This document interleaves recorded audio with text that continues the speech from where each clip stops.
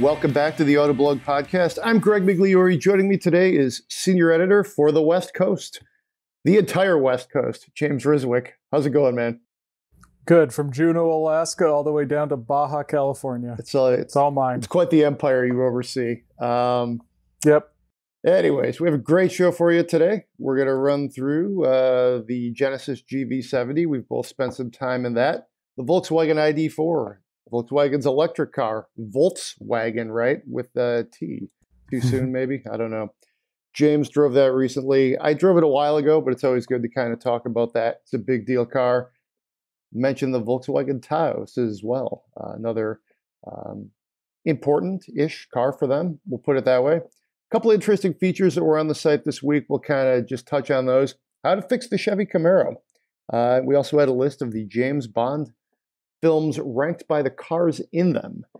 It's a pretty interesting piece if you're listening to this on your patio or walking the dog over the weekend.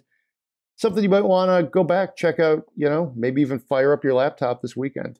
A lot of cars there, a lot of films. We have a mailbag question on what could happen following the Lexus LFA. You think there'll be another successor? We'll dive into that. Finally, we'll spend some money. If you have a question or you'd like us to spend your money, that's podcast@autoblog.com. Let's jump right in. The Genesis GV70. I had a beautiful car, crossover, a few weeks back.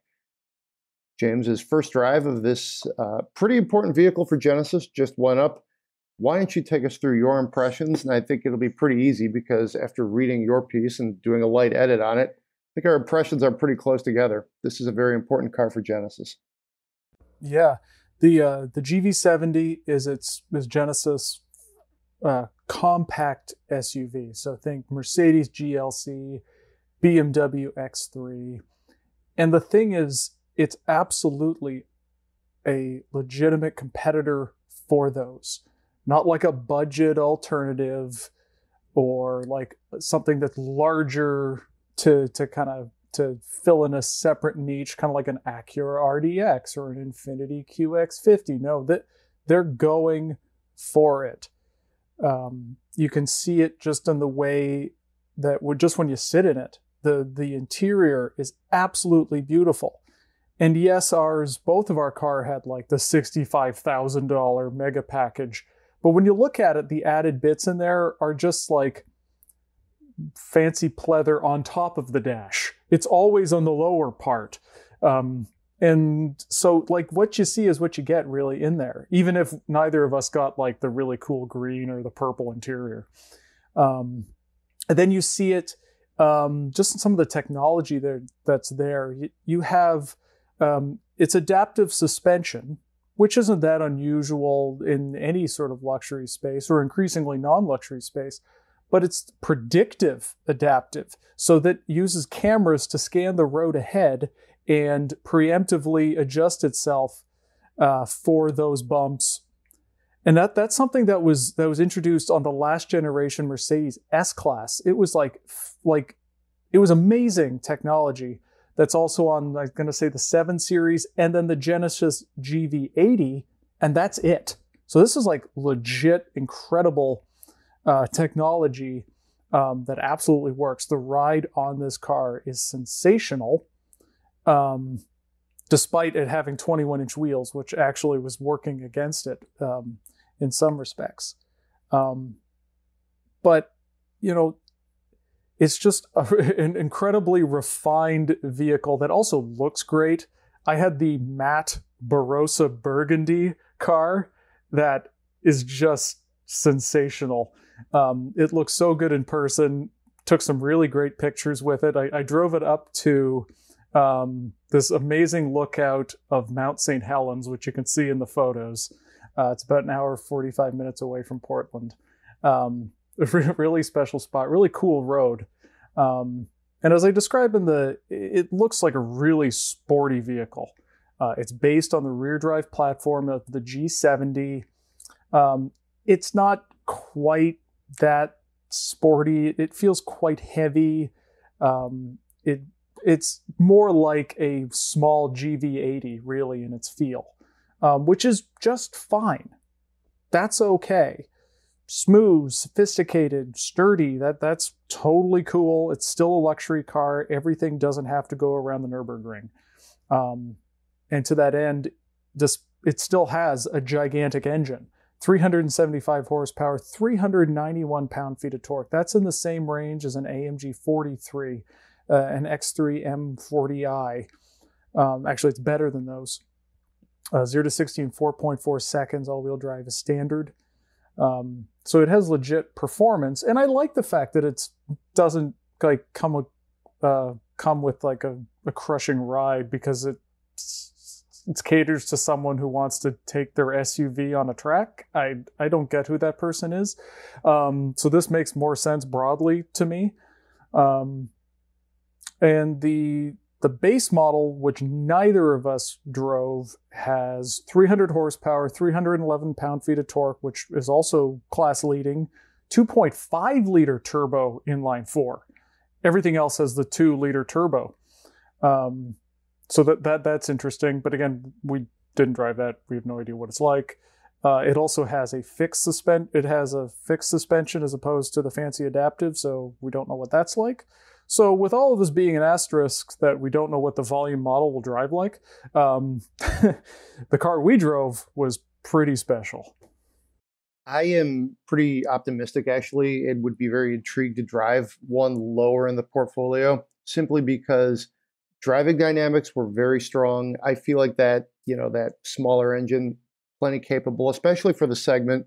I think the vehicle looks great. I really think it's a style statement. I think I'm just, for me, when you get down in the range like that, especially with some of the German competitors there, that's where the interiors start to get a little not quite where you think they would be for the money that you might be paying.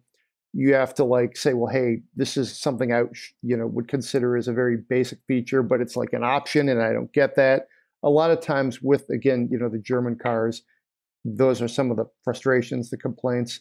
My sense is, again, with Genesis, they still will chase value. So I think, a basic, GV70 is still going to be pretty comfortable, pretty loaded.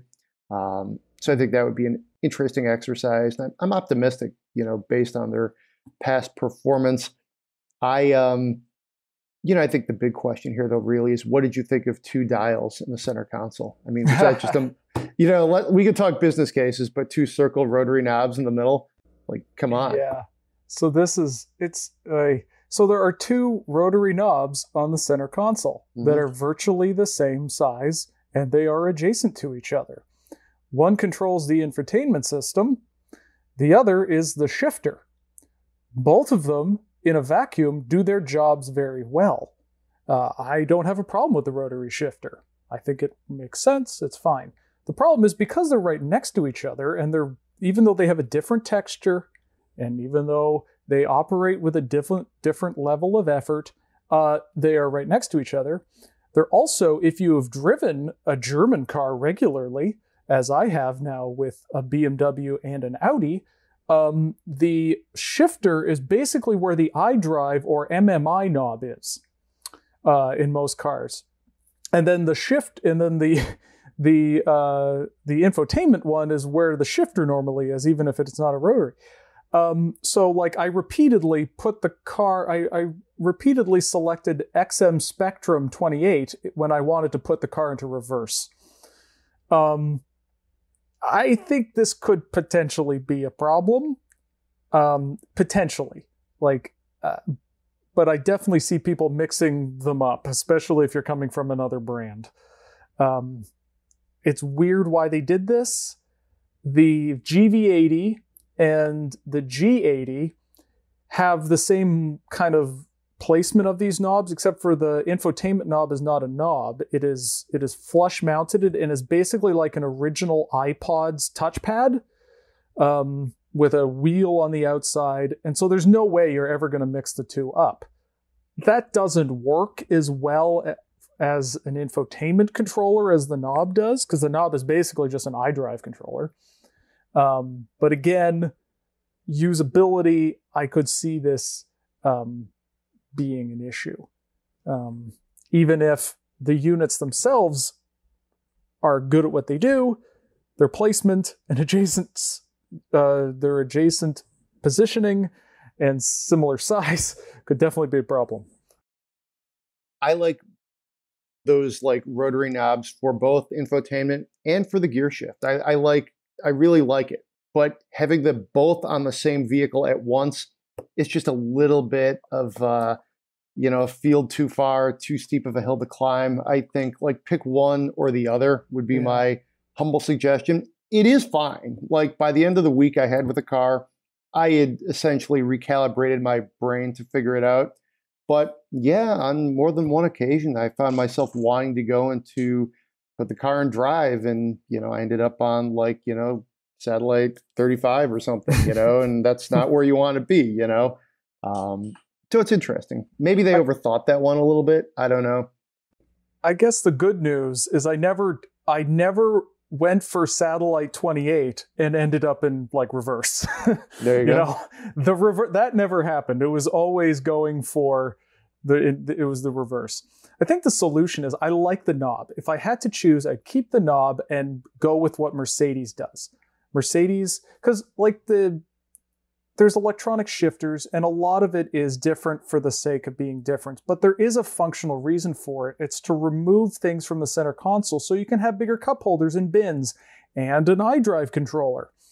And I think the best solution thus far is Mercedes. It's on the stock, up for reverse, down for drive. People don't like it initially, but if you use the car for a week, you get into something else, and it's just second nature, and you turn on the windshield wipers of another car. You get used to it, and it's not going to be confused with anything else. That's always been my favorite alternative shifter control, and that completely frees up the center console for whatever else. So that would be my solution. That's interesting, because that one for me in press cars I find a little frustrating. I'm always flipping the wipers on or going into reverse when I want to turn the wipers on. But again, that's one that grows on you after enough time in the Mercedes you're testing out. Really first world problem. It's exactly. Yeah. That's one that you'll like. That's tough when you're going back and forth between cars as we are. But this thing with Genesis, I think it's possible you could do it accidentally, even after time. Sirius XM 28, that's Modern Hits. That's Neil Young, Dave Matthews Band, since we're talking about Spectrum. This channel. It's the Spectrum. The Spectrum? The Spectrum, yeah. Okay. You got Fleetwood Mac and Tom Petty, and then some new alternative rock thing. I have been listening to some of the Lithium, which is a little bit more of a kind of a grungy version of that. Yeah. One of my favorite stations. All right. One thing I think we rated this car as we do. We gave it an editor's pick. It did very well as far as the scoring. So I guess what I would say, just to kind of wrap this up, I think we both agree this is very competitive in the segment against the Germans specifically. It brings a lot of horsepower to the fight. It's a different looking vehicle. I would compare this as almost like an alternative to if one of the Volvo crossovers or kind of wagony things isn't really out there enough for you anymore. Look at Genesis. That's interesting. But I think this is very competitive. It's, would I crown it the absolute best in segment? I mean, I don't know. You don't necessarily even need to do that anymore, because what the best car for me or you is might not be the best, vehicle for whoever's buying it and spending the money, the $64,000 in this case.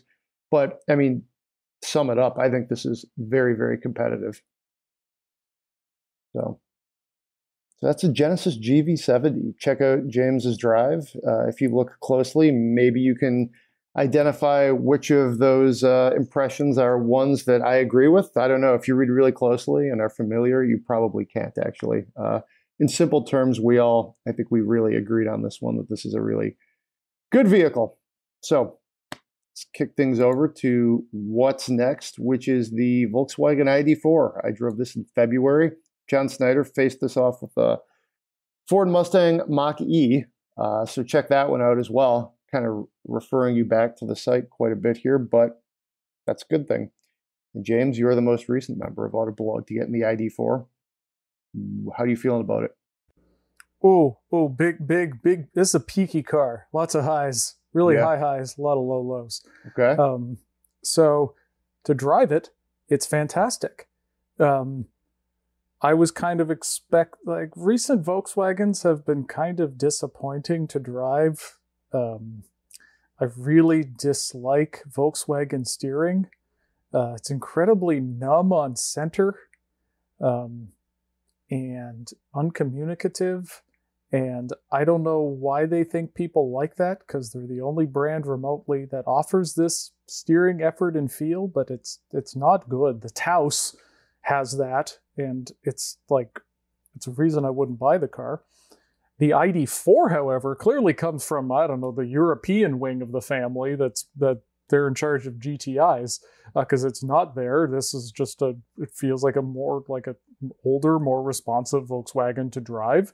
In addition, it is electric, therefore it has all that wonderful immediate torque as well as a low center of gravity. And in his comparison, John said that the ID4 was more enjoyable to drive than the thing called a Mustang. And that raised an eyebrow for me. And I was like, seriously, dude, really? And he was like, yeah, seriously. And he's absolutely correct. This is the kind of the sharper, more responsive car to drive. It doesn't have the performance of the Mustang, straight line performance, but it is quite sporty, and that was really enjoyable. And you do have the other electric car benefits around town. Perhaps not as much one-pedal regenerative braking as other electric cars do, but there is some there. And in terms of space, pretty good. It doesn't have as much. It has a decent amount of cargo space, really enormous back seat, which is great. Makes it family friendly. I could put the gigantic rear-facing car seat in there and still sit in front of it, which is pretty cool. But the interior functionality of this car is infuriating, and it made me angry every time I got into it. Let's see here. Okay, so they've tried to make it very modern, big screen, no buttons because they have to have touch capacitive sliders in them. Every car that has had touch capacitive sliders in it, Cadillac Q, my Lincoln Touch, my Ford Touch, name them, they all got Honda got horribly ripped by them by car reviewers, but also by car owners who bought the car and didn't like them. And inevitably, soon enough, those capacitive touch controls, specifically volume controls, went away and got replaced by buttons. And yet we have Volkswagen trying to do this yet again, expecting it's going to end up differently. It's not. These things are annoying to use. Even the window controls. There are, on the driver's side, there are only two window up and down buttons. This is a 4-door car, so what you do is there's a touch capacitive button right in top above these two window controls that says rear. So you then have to press that word rear, hopefully it works. It often doesn't. Press that, and then now those front window controls are the rear controls.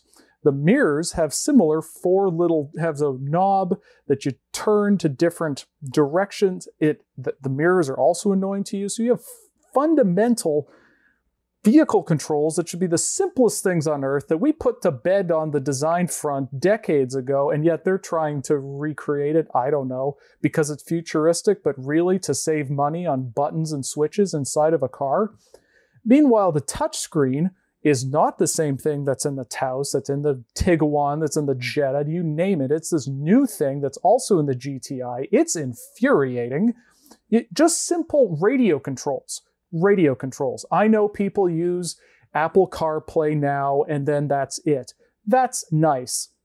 However, the rest of the car still exists, and people still listen to the radio. How do I know this? Because satellite radio still exists. Terrestrial radio still exists. People do listen to it. It's in the car. It should work better. This car doesn't work very well.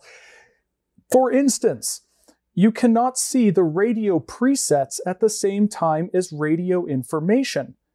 So this is like standard satellite radio and even terrestrial radio format. You see with the channel, you see your list of radio stations, and then on the right side or somewhere adjacent to it, it says what song is playing. This is simple stuff. This has been going on in cars now for like 15 years. Volkswagen doesn't think you want this. You're constantly going back and forth. It is a disaster. I do not like it. And I really hope that they turn and this is the last car that has it. The GTI has it. The ID4 has it. And it was absolutely infuriating. I was very annoyed by this car, both from just simple stuff like changing a radio station to rolling up the back window was way too overly complicated and created problems that absolutely did not need to be there in the first place. But besides that, the car is really enjoyable to drive. A little bit of a hot take there. I like the car, but here's just one thing I don't like. I don't know if I'd say I'm a fan of the ID4, just to kind of get a little meta here. I think it's interesting. It's an interesting crossover. Just for a variety of reasons, I would put the Mach-E slightly ahead of it. You know, we're comparing apples to apples here, such as they are. It's a little understated, so some people maybe want to self-identify as an EV owner. This may not be your car. That being said, it's a good-looking vehicle. I think it's one of those things that is, obviously, it's a big step forward for Volkswagen. We all remember the Volkswagen controversy of last spring. I happen to think, had VW decided to, don't change the name of your company, of course don't do that. That's ridiculous. But had they decided to maybe offer that as like an option, like you could maybe a no-cost option, your car could say Volkswagen, get that kind of little bolt thing. Hopefully GM's lawyers maybe wouldn't come after them. I don't know. I think that would have been kind of fun. Maybe a little cheeky, kind of like just an inside joke. People do a double take on the car.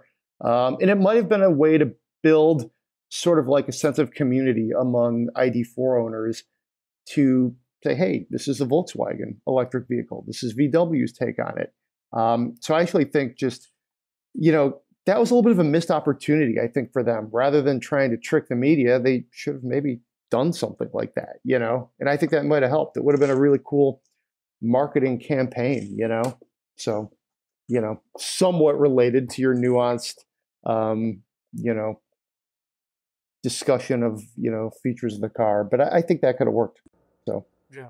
No, I agree. I think they could. It absolutely is Volkswagen used to have these cheeky, fun, fairly irreverent ads, specifically in like the late 90s, early 2000s. Yeah. And, someone saying, this is the new Volkswagen. Like, ID4 doesn't mean anything. It's not like... Eventually, we're going to have to get to the point where you can't just have some sort of punny name on electricity like Mach-E or Volt or Bolt. You're going to run out of them. So it's not like every electric car will have some sort of name like that. But if you're trying to get attention to your vehicle, naming it just ID4, which is a movie starring Will Smith in Aliens, is not necessarily the flashiest way. So I think had they used Volkswagen, as a marketing thing, I think it could have been pretty good instead of just pissing us all off by lying to us. And let's not open that up again. Right. We'll just put a little bow on that by saying a no-cost option for owners that would have liked it. Volkswagen, hey, maybe don't trick the media, maybe listen to us, don't put out lying press releases and then, I don't know, confirm them to the Associated Press. Bad move, just saying. Like, don't do that to the people that call elections, relying on the credibility of your word. Let's move on. Any other thoughts on the ID4? No, I would also just say that kind of pivoting. So all that stuff I just mentioned about the interior, it's not in the new Volkswagen Taos. That's also a brand new small SUV. It's one model year newer, and it doesn't have any of that crap in it. It's just normal Volkswagen interior stuff that works pretty well. Zero complaints. It's completely functional. They didn't need to change a thing. So thank God they changed everything. No, the Taos is really impressive. It is a made-for-America Volkswagen. Other recent made-for-America Volkswagens, Passat, Jetta, Atlas, Tiguan, they've gone with this very simple formula that Americans just want the most gigantic thing possible, and it doesn't matter if it's kind of cheap. I think that's pretty cynical. I don't think it's been very successful. Maybe so. The cars haven't been as competitive. This bucks that trend. Yes, it's a bit bigger than its competitors, but it's not like gigantic. Like the Passat is like a full-size sedan. It's absurd. This is a little more manageable, and the interior is genuinely like family friendly for this mid-compact, like think Kia Seltos, Mazda CX-30, Ford Bronco Sport. Yes, it does have a little more space than those, but it's not like gigantic. It's still considerably smaller than like compact SUVs, Mazda CX-5, Honda CR-V, etc. Except the interior space is actually a little better than some of those compact SUVs. At the same time, it looks pretty cool. It's not that kind of dreary, ultra-conservative thing that Volkswagen has most recently been going for. There's some character to it. And I think it's just a really sensible little vehicle with some character. It's smartly priced, has a good warranty, 4 years. I was very pleasantly surprised by the Taos. It's actually kind of the opposite of the ID4. I didn't really enjoy driving it that much, but at least on paper, good power, great fuel economy. It just makes it's a lot of sense. It's been added now to one of our our best small SUV list, and it's an editor's pick. And it's actually a far more appealing vehicle than the Tiguan, which is the compact SUV that they have now. I think it's a more sensible size, and it's far more competitive in its amongst small SUVs, be it compact or mid-compact. It's kind of subset. So I really liked it. I know John Snyder also really liked the Taos, as did Zach Palmer. So it's it's a smart little pleasant surprise there with that Taos. It's a nice, if this is what we can expect from American intended Volkswagens, then I think they're on they're on a smarter, kind of less offensive path than that they were before with the make it big, make it cheap mentality. Sounds good. How about we transition over to the Chevy Camaro? This is an interesting feature we ran recently. Basically, we offer a prescription for how Chevy could fix it. A variety of opinions here. We've all actually been driving the Camaro. Most of us have been driving it since it came back in 2008. Whether you were in the field at that time or you joined in progress, if you will, most of us have been around for a while, like yourself there, James, driven the Camaro in a lot of its different iterations. So first of all, just tell everybody, check this piece out. It's worth your time. Spend a little more time with it if you'd like. I'll bet it over to you, though, because I think your take is interesting, and I would be inclined to agree with it. You mentioned that you think the Camaro takes itself far too seriously. What do you mean by that? Well, I guess. Let's go back one step and say why the Camaro needs fixing, and why we're saying that is because of sales. So its sales pale in comparison to the Dodge Challenger, which is much older. Like it's like twice. The Challenger's been around since like 2008 with only a mid-cycle refresh that was like 8 years ago.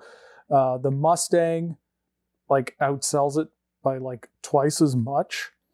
And I'd argue part of the reason is a broader appeal. My wife, my mother, and my grandmother, all of their first cars were Mustangs. So you don't have to be like some hardcore, car guy to drive a Mustang. The Challenger definitely doesn't take itself very seriously. You can get it in colors called Hell Raisin and Gold Rush that are literally gold and purple. There's cartoons on the fenders. There's nothing that the Dodge Challenger takes itself seriously. The Camaro takes itself very seriously. It is a serious performer. It goes around a track and in this time that's way better than Mustang, way better than Challenger. You're a serious person if you drive a Mustang. Look, it even looks really serious. We put this big black grille on it. It doesn't look very good, but it sure is angry, just like I'm angry, and I'm going to kick your ass on a track, and I'm very serious. This is kind of the vibe you get from the Camaro.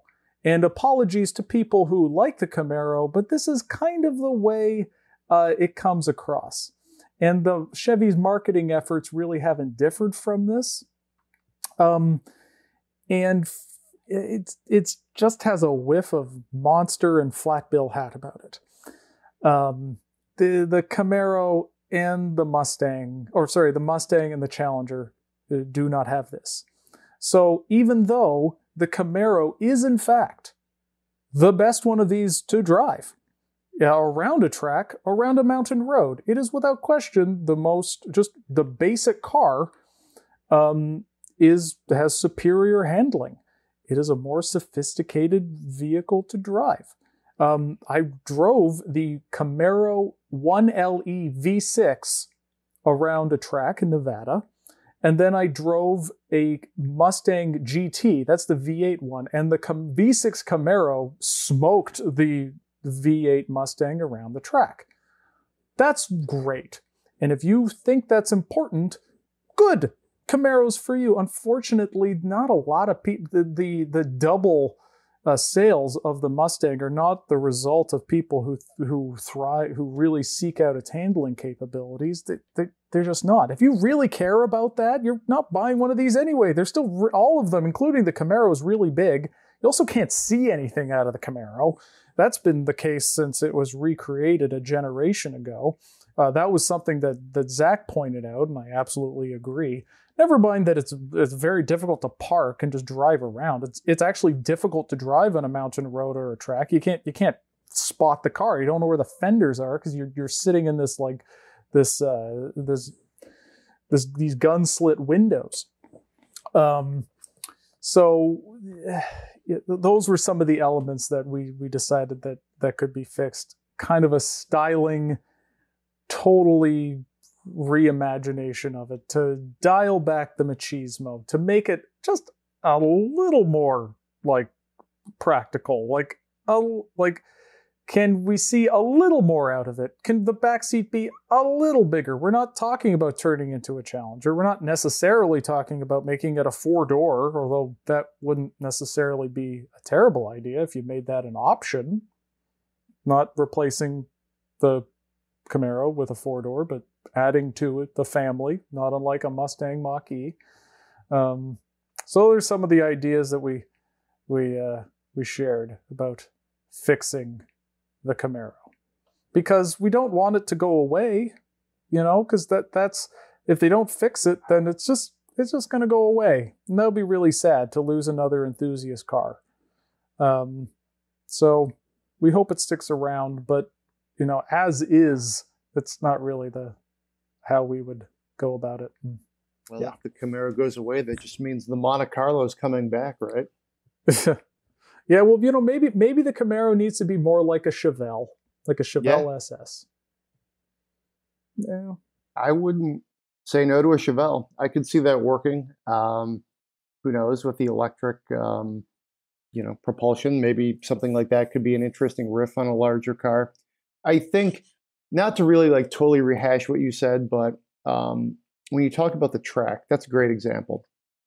We did a comparison piece 5-6 years ago, and our former editor-in-chief, Mike Austin, is a much quicker driver around a track than I am. He races in lemons. He has a helmet. He is quite quick. So we were doing laps, and we were, videoing it and all these things. And we switched cars. Obviously, he was like just, destroying me when he was in the Camaro and I was in the Mustang. That being said, I'm not a total imbecile when it comes to driving on a track. I was able to basically completely catch him, if you will, on many laps. I don't know, maybe he was on his phone, I don't know. But I was able to make up considerable ground. And we both came to the conclusion the Camaro is very forgiving on a track. It's very precise, it's very dialed in. If you're good, it can frankly make you great. So that's a story from 5 or 6 years ago that you may or may not care about, podcast listeners. But my point is, these things don't really matter when you're selling cars. The Challenger, speaking of track experiences, I literally spun out onto like the side of the Chrysler Proving Grounds once, just because it was an open track day. They were letting journalists, for lack of a better way to describe it, screw around with their cars, and it was awesome. And I literally spun this thing. I was on it. It was a closed course by myself. But you know what? It doesn't matter. It's a bigger car. There's more trunk space. There's a back seat. Trying to bring this all together, the Challenger is a more practical car that people can use. The Camaro is this track-bred thing that is great. It has a brilliant chassis. I believe it still uses the ATS chassis, the successor to like Zeta, if you will, to get into like GM kind of, chassis terms. But I don't really think that matters as much. The Mustang is trading on its heritage. If you want to go really, track intense, Ford will sell you a Mustang that could do that, but the basic car is just a little more, well-rounded. So, I mean, my prescription would be to maybe find a way to make this car a little bit more well-rounded, a little more flexible, a little more usable on a daily basis. Because like you said, we don't want it to go away. So well, it just seems to be an in-between, because it's like, yeah, okay, it's great on a track, but it's not like real, again, it's still very large and it's difficult to see out of. That's not like, if I wanted a car for a track, a Camaro would still not be my first choice. So, and therefore, but as a daily driver, it's not as good as those other cars. So it's kind of in the middle here. So kind of go in one or the other direction. Maybe make a lighter, smaller, like lighter weight Camaro. Or yeah, it just seems to be kind of in the middle, and it doesn't seem to be ideally suited to either task. I think it looks good. While being just like, in terms of design, I don't think it look. They fixed that horrendous black grill face on the SS, but it's not a very good looking car. It still has kind of that cartoony Transformers things going on, but the front end is not attractive. Whereas the Challenger looks really cool and the Mustang looks really cool. They're like, I can see my mother driving a Mustang. There's no way in hell like she's driving a Camaro. And maybe that's not a problem, but like, again, broad appeal. You want to sell a lot of cars, you should have different versions. Again, this isn't just like a Camry we're talking about. There are many different versions of a Mustang and a Challenger and different flavors, and you don't get that same thing with the Camaro. There's not as many different design packages and models. There are like 19 different trim levels on a Challenger. That's not an accident. They know what they're doing, because they're just they have this old vehicle and they've managed to market the hell out of it. Good on them. So I disagree with you. You may have heard me kind of outburst in there that I like the design. I think it's kind of, I don't know, I liked Transformers when I was a kid. I kind of like it. Would I rate it the third best in segment? I don't know if I'd rate it the third. I would agree Mustang's the top, simply because it's a very iconic look that it's timeless. I think it has a broad appeal and it's a beautiful car. Challenger for me is a complicated thing because it's just a total carbon copy of the early 70s car in much larger, like beefier form. So I almost don't, I don't say it's like a no grade kind of thing, but like they literally just rebuilt the car. Like there's like, how do you give somebody a good grade for that when they did exactly what they did before? I do like it. I mean, it's a good looking car. So there's that. I'll say this with the Camaro, they're trying. I liked that weird grille they did for 1 year. I think they should have made it an option that you could get. I'm all about options. I think they should do that. I thought it was different. I thought, it was, I don't know. I probably wouldn't have gotten it, to be completely honest. But I thought it was a very interesting take. And when, people do things, I think, why not give them some points for trying? What I think they should do for the next generation of Camaro, if there is one, take a look at, I think you either got to go kind of retro in a different way, like maybe look at like the 80s car and take a swing at that, I don't know. Or maybe try sort of a very sleeper generation, the 1970s. I think when you look at like just generations of Camaro, everybody says that first gen, like the late 60s is like the icon. Give me the 1970 all day. I think that is a more cleaner look. It's got that almost like jet-like profile. Right before the bumper standards, the like 5-mile standards kind of got in the way of all General Motors cars. I would say take a look at that one and see what you can do. And if not, I don't know, take a swing at one of the 80s cars. Who knows? So, yeah, and I mean, even the one they did add the bumper to it still was kind of a cool car, both it and the Firebird. Yeah. And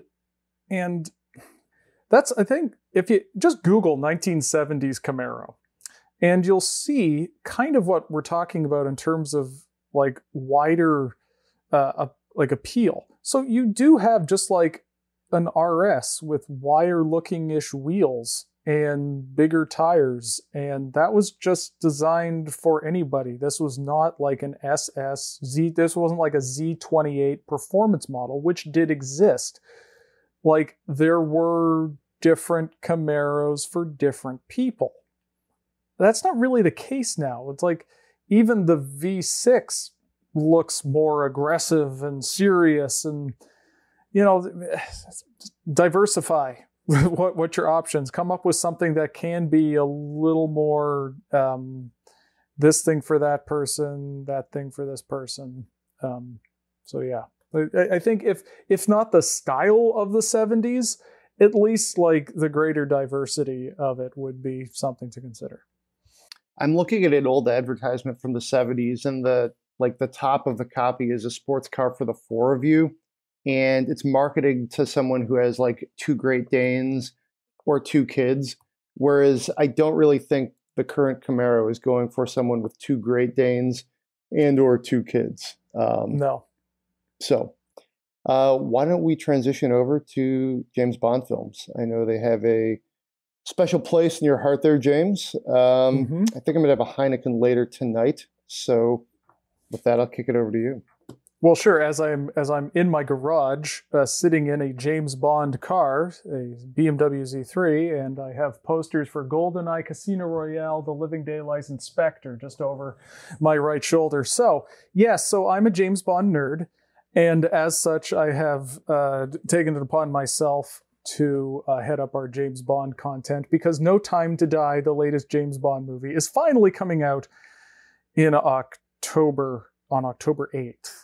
Now, we were supposed to see this movie in April of 2020. I was in fact going to California to actually drive some of the classic James Bond cars. So that would be the thing that COVID took away from me. So I'm going to be a bit sad about that.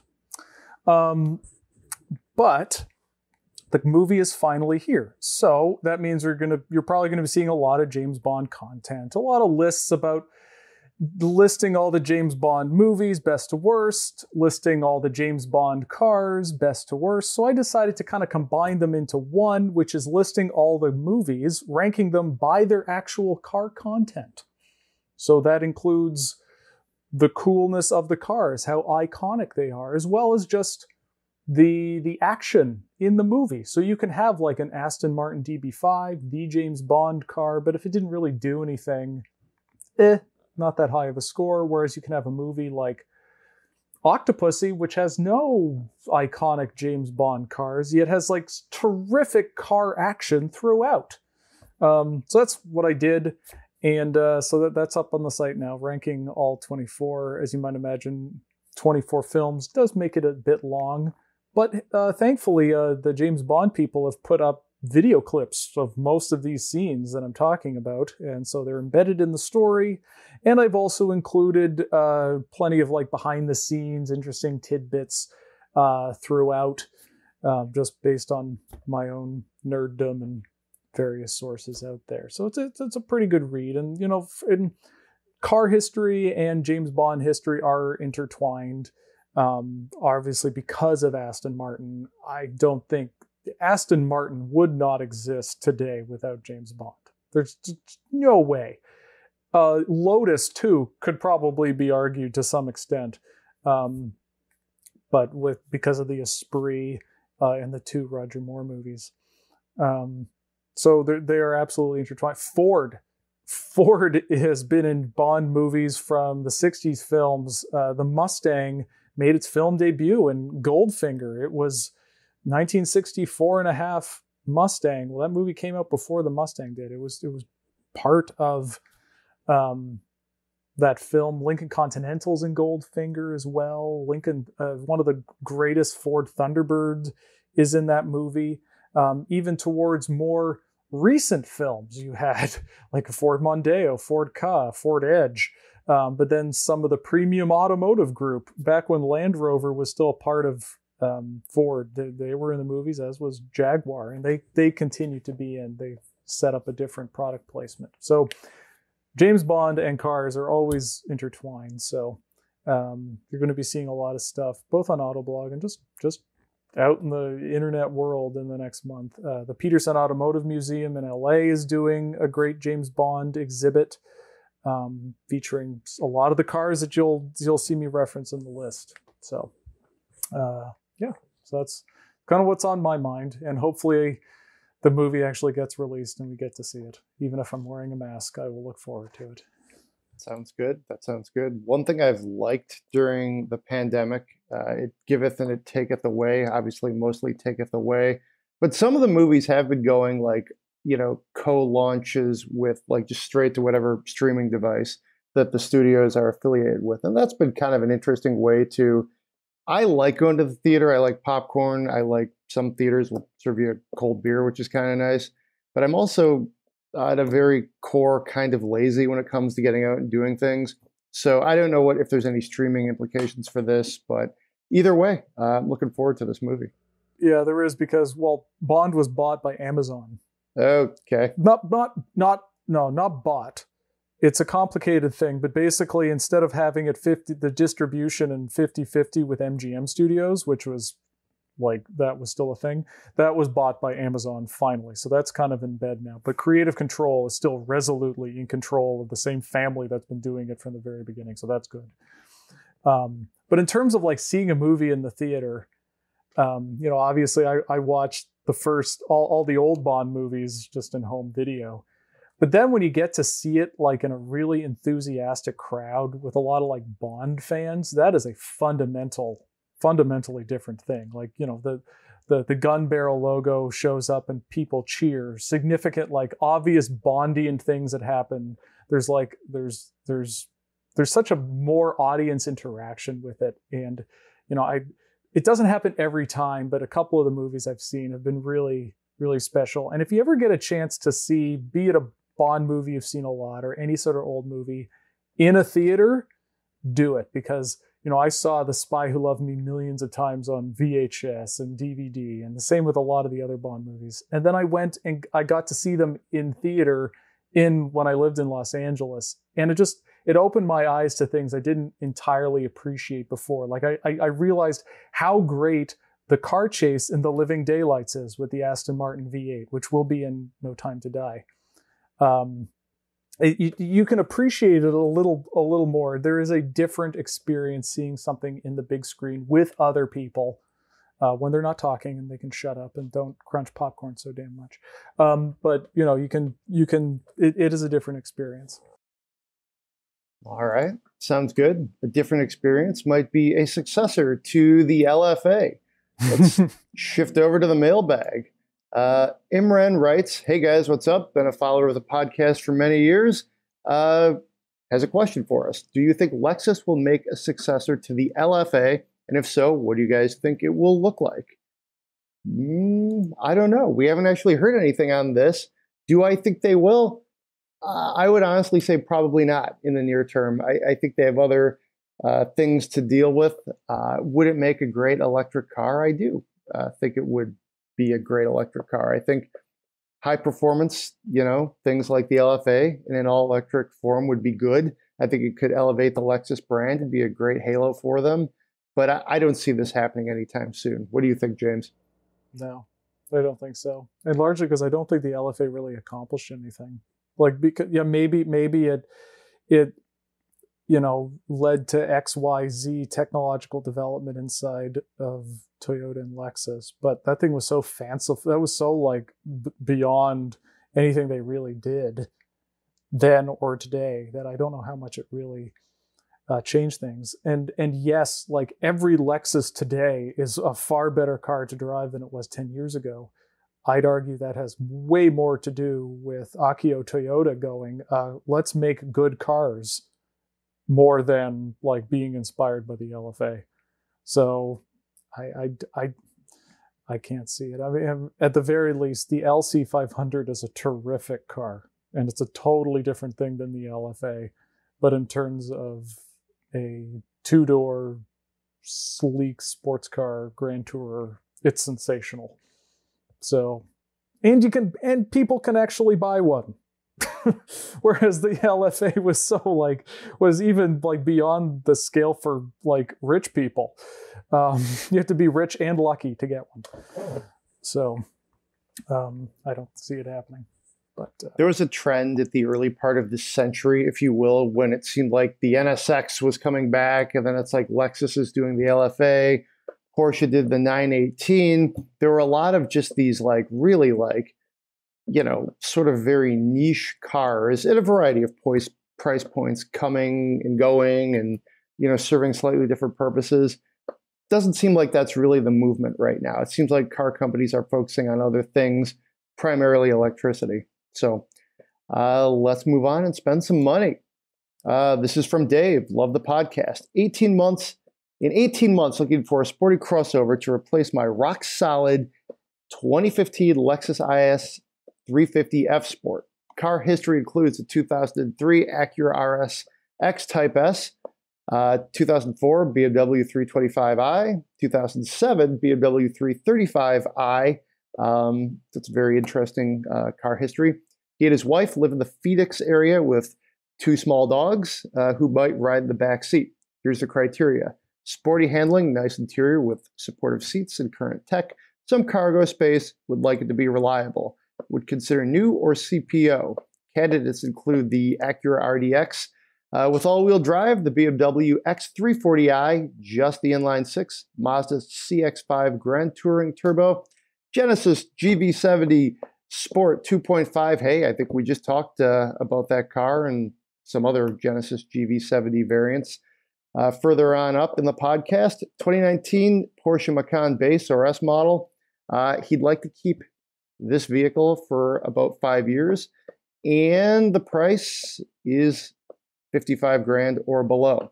Question, is the Genesis a sporty drive? Does the Macan with less weight on the front axle handle any better than the S? I'm not sure we're going to be able to tackle that one for you. I haven't driven a Macan lately. Missing anything else? General Motors and Audi are off the list. Thanks. Keep up the good work. Thanks for writing, Dave. I will toss this over to you, James. Well, I think you have your Genesis GV70 answer. Yeah, look at that. And otherwise, the Porsche Macan, I have not driven the four-cylinder. I don't know of anybody who has. It's definitely its best seller, but I don't recall there ever being a press event about the Macan four-cylinder. I don't remember it being in a press fleet. I don't think it's something they like to talk about that much. It just kind of exists. I mean, theoretically, could less weight on the front axle handle better? I guess, but the S is really great. So I don't know. I think a four-cylinder Macan kind of misses the point, and you're paying for that kind of feels like a fancy Audi Q5 at that point. If you can get a used Macan S for a decent price, sure. But otherwise, yeah, the Genesis. I think that the Mazda CX-5, that's a really good idea. That car is great. I mean, to talk about a budget Porsche, every Mazda feels like a budget Porsche. I mean, that would be, I think, my suggestion. Like Genesis, they're pretty different, but if you want to go that way, I think the CX-5 Grand Touring Turbo would be a really smart direction. And it was just updated 2022. There are updates on Autoblog right now. You'll be able to check it out. Also, as you own a Lexus IS350 S Sport, I am driving the new Lexus NX next week. And if every recent Lexus has been any indication, it should be better to drive than the old one, perhaps significantly. So stay tuned for that. Sounds good. Come back to autoblog.com for all the details there. I'm going to say, first of all, you want to look at the GV70 and decide, do you like how that looks? The answer is yes. It's a good value, drives well, beautiful interior. I would call it sporty-ish, to answer your question, Dave, a little bit. For a crossover, it's sporty, but it's not like the Mazda is probably sportier, if you will. I thought the GV70 actually handled a little bit like a wagon, and some of that I think is the looks sort of creeping into my opinion of it, just because it has long and low proportions. But I will say this, that's one worth checking out, or I would take a look at the Mazda. The Mazda is a great deal. It looks great. It looks, frankly, more expensive than it is. So if you're looking to make your money go far, I would narrow it down to those two. I mean, hey, you want to own a Porsche? Check out the Macan. But like James said, I don't know if this 4-cylinder Macan you speak of, this like where would one go to get it? I don't know. I mean, that sort of speaks to how car companies do generally, try to put higher end models in the press fleet, which is, all part of it. But I honestly can't speak intelligently on that one, to be perfectly honest. So. But I don't think Genesis GV70 or Mazda, you're going to go wrong with either of those. Those are two good choices. All right. The search for the 4-cylinder Macan continues. With that, we'll leave it there. Please send us your Spend My Monies and your questions for the mailbag. That's podcast@autoblog.com. If you enjoy the podcast, please leave us a 5-star rating on Apple Podcasts, Spotify, wherever you get your podcasts. Be safe out there, and we'll see you next week.